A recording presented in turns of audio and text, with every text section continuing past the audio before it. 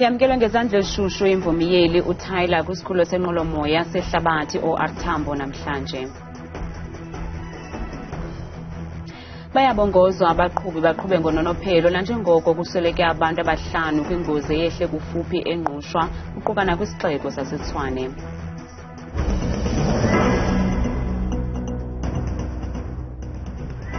Sinamkele kwiindaba zethu ngokuhlwanje andaba indodwa ndaba nophumza sikhumba noyitoliki yolwimi lwezandla Bhotani Mzontsundu. Isebe lezemidlalo, ubugcisa nenkcubeko, inkampani yomculo iSony nabalandeli bemvumi eyinzalelwane yeli uTyla babuthelene kwisikhululo senqwelomoya OR Tambo International emva kwemini namhlanje yakwamkela le ntwazana ezenzele indumasi kwezomculo. uTyla wathi wajize ngembasa yeGrammy kwilizwe laseMelika ebutsheni benyanga kaFebruwari kulo nyaka. Umphathiswa wezemidlalo, ubugcisa, inkcubeko uMnumzana Ziqhuba uyiqhwabele izandla le ntwazana ngegalelo layo ekuphakamiseni igama loMzantsi Afrika kwamanye amazwe. Ugalelekile namhlanje kumhlaba wenkaba yakhe uTyla ozakhele indumasi emva kokubuya nebhaso leGrammy ngeculo lakhe lithi Water neliphuma kwicwecwe lakhe lichophe kumanqwanqwa phezulu omculo elithi Tyla. Umphathiswa wesebe lezemidlalo, ubugcisa nenkcubeko uMnumzana Ziqhuba uvakalise ukuzidla ngamaqhawe namaqhawekazi athe qolo ukuphakamisela phezulu iflegi yeli loMzantsi Afrika kwamanye amazwe. I don't know how many times we've come through this terminal to receive and welcome our heroes who have done us proud, flying the South African flag internationally. I think we should just have a permanent seat at this terminal because it looks like both creatives and sport are doing very well internationally to fly South African flag. This evening we'll be recognizing people like her in what is called inaugural creative and cultural awards. She's part of the people we'll be recognizing tonight. And part of that recognition is for us to support efforts that will bring more of Tylas in many efforts in the work of the department. We are discussing at the moment with the management to see how best do we make sure that her success, not only does it end here, but it continues to reproduce more of Tylas in the future.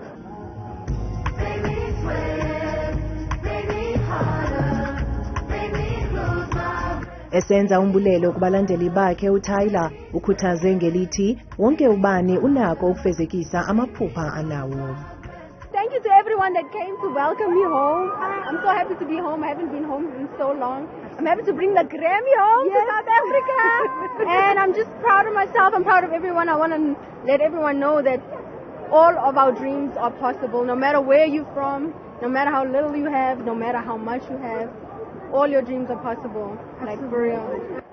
Le mvumi ke yeyona incinane kwilizwekazi leAfrika ukuwongwa ngebhaso leGrammy, ukanti wakhupha ingoma yakhe yokuqala ethi Getting Late ngo-2019 xa wayegqiba ibanga leshumi. Kongezwe inani lamapolisa kwiphondo laseNtshona Koloni kwiindawo ezitshotshe entla ngolwaphulo-mthetho ingakumbi kummandla weCape Flats okukulandela iziganeko eziliqela zolwaphulo-mthetho ezifana nokubulala nokuzama ukubulala ingakumbi kwiindawo ezifana neMichel's Plain, ePhilippi nase-Elsis River. Ukanti abahlali kummandla weCape Flats bamemelela kurhulumente kuba aze nesisombululo sexesha elide ukulwa nolwaphulo-mthetho kulo mmandla. Minyaka le luyaqatsela ulwaphulo-mthetho kummandla weCape Flats kwiphondo laseNtshona Koloni. Amaqela onqevu azenzela unothanda. Maxa wambi abantu badutyulwa emini lihlabumhlaba. Abasemagunyeni ke baphose umrhaji bangenelela ngokuthi bongeze inani lamapolisa kwezo ndawo zitshotshe entla ngezenzo zodushe nolwaphulo-mthetho kummandla weCape Flats. Our view is very clear as the Cape Flats Safety Forum that they need to move around, do stop and searches, because it's only through stop and searches that you will retrieve some firearms, or if they do lockdown and do search and seizure, they would be able to pick up firearms in these particular areas. Loka Phillips uthi nangona ongeziwe amapolisa kodwa uluntu luziva lungakhuselekanga kuba zisaqhuba izenzo zolwaphulo-mthetho nokubulawa kwabantu. I doubted that there is a comfort from communities because communities still feel the brunt of the gang violence because it's continuous. What we also picked up now that stabbing has become an increase in Mitchell's Plain as well. Ukanti usihlalo webhunga lokhuseleko kulo mmandla weCape Flats, umnumzana Abby Isaacs, uthi urhulumente kumele atyale amajoni okwethutyana kulo mmandla ukubuyisela uzinzo. I do understand there's two schools of theory in terms of there's some communities that suggest that the South African Defence Force is not trained for the urban areas. We know for a fact, and as I said, through Operation Prosper, that was it is called, through Operation Prosper, the South African Defence Force were deployed, and we could see during that period there was a level of stability in and around certain areas, specifically where there's gang-infested areas, there was the stability. We're not saying that the South African Defence Force must take over the role of the South African Police Force. We do understand the difference of the mandate, but for now, as a force multiplier, just to get stability in the areas. Abahlali kulo mmandla bathi baphila ubomi bentshontsho ngenxa yamaqela onqevu kwaye benza isimbonono kwabakantsasana ukuba babahlangule kwabo bugqwayiba bakubo. Amapolisa eGqeberha eMpuma Koloni aphanda isiganeko sokududula kubulawe umnini wendawo yentselo umfi uPhilasande Cook Jakavula bebeneminyaka engama-53. Isithethe amapolisa uCaptain Sandrayan Stefan Rensberg uthe isiganeko senzeke ngomkhono phambi kwentsimbi ye-10 phezolo kwikona yaseDaku neSalamto. The Provincial Serious and Violent Crimes Unit in Gqeberha are investigating a case of murder and attempted murder following a shooting that occurred on Friday in KwaZulu. It is alleged that at approximately 9:45, while SAPS members were busy with patrolling, when at the corners at Daku and Slumtu streets they noticed a white Toyota Quantum minibus with bullet holes. The members stopped and found a man dead with gunshot wounds in the driver's side. A woman was found lying next to the Quantum with gunshot wounds. It is further alleged that another male was also shot. Both injured were taken to hospital. At this stage, there is no further information available. The motive for the shooting and the suspects is unknown and the investigation is ongoing. Kusoleke abantu abahlanu kwingozi emasikizi ngethuba iminibus taxi ingqubano kweenkunzi zegusha nesigadla kuhola wendlela u-N2 phakathi kweMakhanda nengqushwa kwiphondo laseMpuma Koloni ngale ntsasa, kanti isebe lezothutho kweli phondo likwavakalise ukuba abanye abantu abali-12 bafumene umonzakalo kule ngozi sebabalekiselwa esibhedlele. Uluntu luyabongozwa ke kuba luqhube ngononophelo ezindleleni. Le ngozi iyona masikizi sithe sayibona bezikhona ezinye weninzi bezisuba imiphefumulo yomuntu omnye lo gamiyoni bikhe hambe ngaphambili isuba imiphefumulo yabantu bazosebenza uthuthu umnumzana Koloni nqatha ugqithisa amazwi angazenzi siyo uvelwano kwiintsapho zabo bathe bahlelwa life lemnyama kule ntlekele.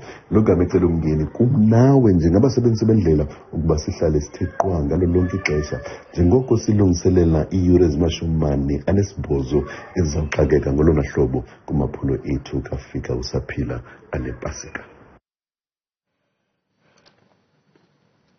Linani elvisayo labantu abaphulukene nobomi babo kuquka abantwana abanye bonzakala ngamandla kwindlela zesixeko saseTshwane kulandela iingozi zezithuthi ezahlukeneyo kule mpelaveki yePasika. Le ingxelo ekhutshwe lisebe leenkonzo zikaxakeka kwesi sixeko. Isebe lidize ukuba unobangela wazo zonke ezingozi usaphandwa, latsho libongoza abaqhubi kuba bathobele imithetho yendlela yaye baqhube ngobunono ezindleleni. Cause of all incidents have not yet been determined and will be investigated by law enforcement authorities. We are making a repeated call for motorists to continue acting responsibly and safely and all times adhere to rules of the road when driving. Bazangena nzulu ezipokothweni abemibeli nanjengoko iziko eliphehla umbane Eskom eza kunyusa ixabiso lombane nge-12.7% ngomhla wokuqala ku-April. U-Eskom uthe linyathelo liphunyezwe liziko elilawula amandla kweli National Energy Regulator. Eskom direct customers from the period 1st April 2024 to 31st March 2025 all tariff charges except the affordability subsidy charge a percentage increase of 12.74%. Affordability subsidy charge a percentage increase of 25.24%. The average increase applied to the key industrial and urban tariffs will be 13.29% due to the increase in the affordability subsidy charge. Kanti abantu baphefumle kumakhasi ethu ezonxibelelwano ngokunyuka kwexabiso lombane ngomvulo.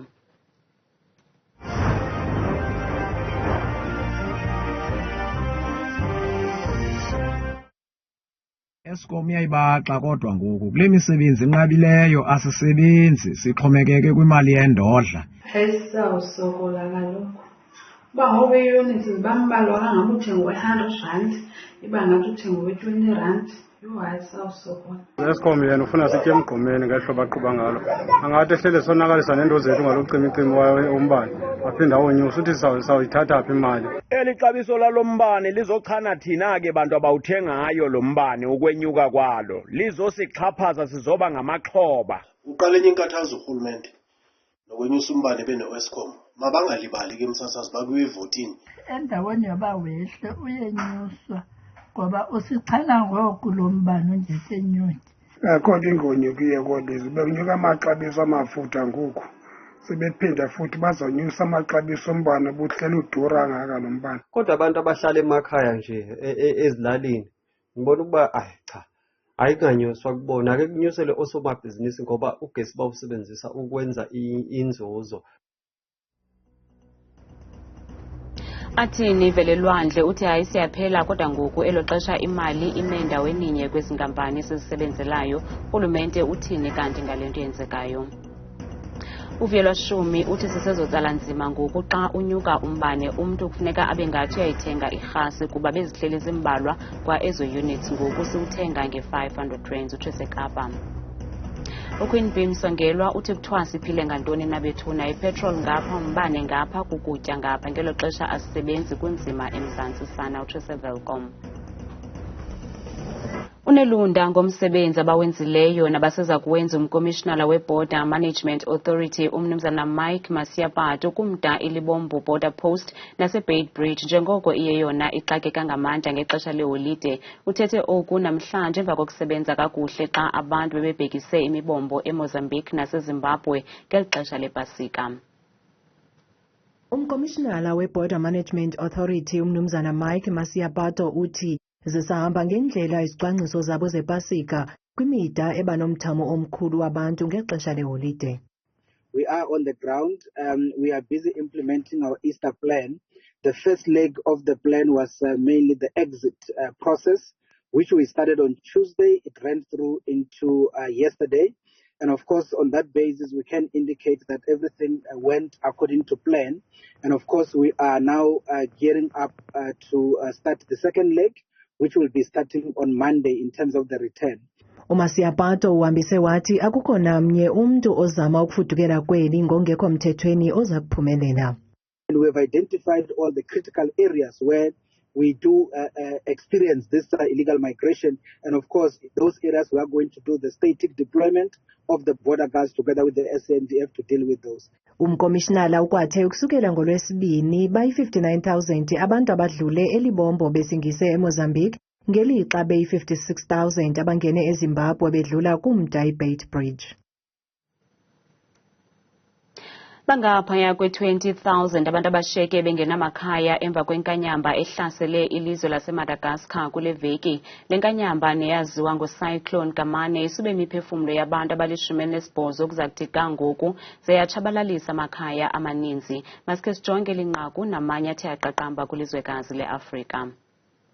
Inyikima neyaziwa ngocyclone Kamane igaleleke kumntla-mpuma welizwe laseMadagascar ngolwesithathu nangolwesine yadala usizi nembandezelo nanjengoko abantu ababalelwa kwi-20,000 beshiyeke bengenamakhaya abanye basalahlekile ngelixa abanye befumene umonzakalo. Ngiranta fiti tantang ne los ranera famloma neteng mar frisdera los ke mangat ka pangampia nga ze mosahira nge sahir nga ze varchis rawenetsi savongchis lamba diablu ke mangat ka ze tupko mangat.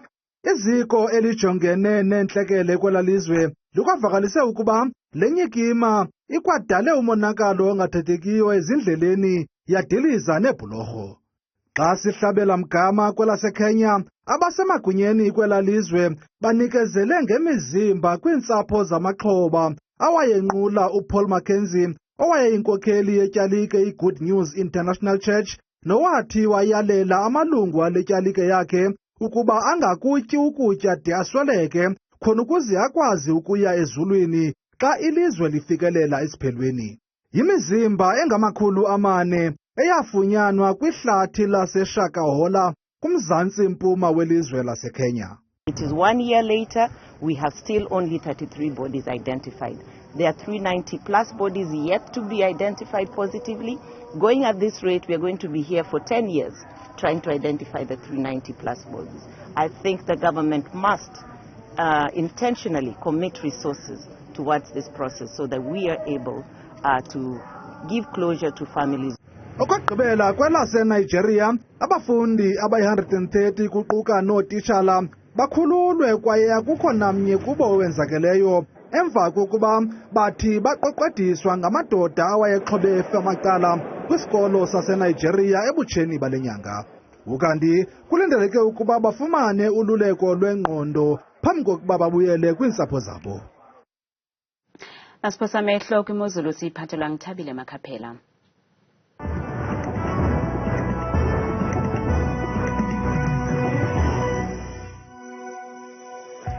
Kakhulu mamqwathi kudesika yakho eNdaba bandithathela thuba bethuna nam kaloku ndamkele wena mbukeli apha eqongeni lam lemozulu mna ke ndinguthabile Makhaphela umamthibu bethuna namhlanje nangomso nantsi inkangeleko yemozulu.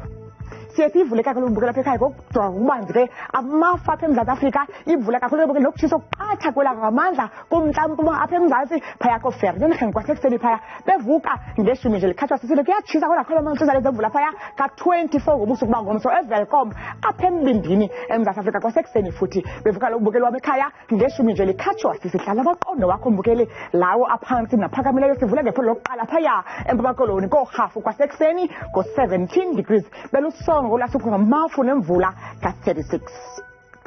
Nansi ke bethina kaloku imozulu apha kumbindi eMzantsi Afrika njengapha kaloku koBloemfontein kwasekuseni pha bayavuka ngo-13 degrees belusonga futhi olasuku uchuziwe nalo nezo utshisa neentutumo kakhulu phaya ngamashumi 2 nje mbukele ekhatshwa sisibhozo. Nansi ke bethina kaloku imozulu futhi kuphondo phaya kaloku phaya eNtshona Koloni njengapha koBeaufort West kumantla weliphondo kwasekuseni phaya ngamashumi 2 nje nanye phaya eBeaufort West kube butshisa namafu phaya ebusuku ngo-33 degrees. Nansi kaloku mbukele ekhaya imozulu kupha kaloku kumantla futhi Northern Cape indawo ezifana phaa koGuruman kwasekuseni phaya ngo-16 degrees beluvala kamnandi olasuku futhi noqala usebekele kakhulu futhi ngamashumi 3 nje ananye. Nansi kwakhona ke bukele imozulu kaloku phaa futhi ko-North West njengaphaya eFreiburg kwasekuseni kwakhona bukeli ngo-16 degrees beluqukumbela futhi olasuku ngamafu nemvula ngo-28 degrees. Zebeje zebona ke bukele nalo kaloku iphondo lethu kulapho sikhoyo kaloku apha ekhaya njengapha kaloku kumantla futhi napha ke kwincambi yeliphondo eJohannesburg ko-14 degrees phaya ekuseni bayalisonga futhi olasuku kwakhona futhi ngamashumi 2 nje ekhatshwa sisithathu. Zeje kaloku lo mozulu phaa kumantla apha eMzantsi Afrika lelo phondo ke nalo lipha kaloku eLimpopo phalaburwa ngexesha lasekuseni phaa bevuka futhi ngeshumi nje likhatshwa sisala khona lo mafu futhi qabaqaba nje phaa ngorhatya ka-28 degrees. Nansi kaloku futhi imozulu bukele phaa kuseMpumalanga eMalahleni phaya umzekelo ku-14 phaya ekuseni behamba nosuku namafu futhi nengqele phaa ngorhatya kakhona futhi upholeka manzi nje la-25 degrees. Xa sivala sisonga bethuna kaloku imozulu phaya ngephondo lethu KwaZulu Natal njengapha koVryheid kuyatshisa kamnandi Ladysmith futhi ngo-21 ekuseni belusonga usuku ngo-30 naphaya eRichards Bay ku-11 ekuseni. Bethuna ke itsho imeko apha kwam kudesika imozulu mna ndikuthetha kangaka xesha elimiyole.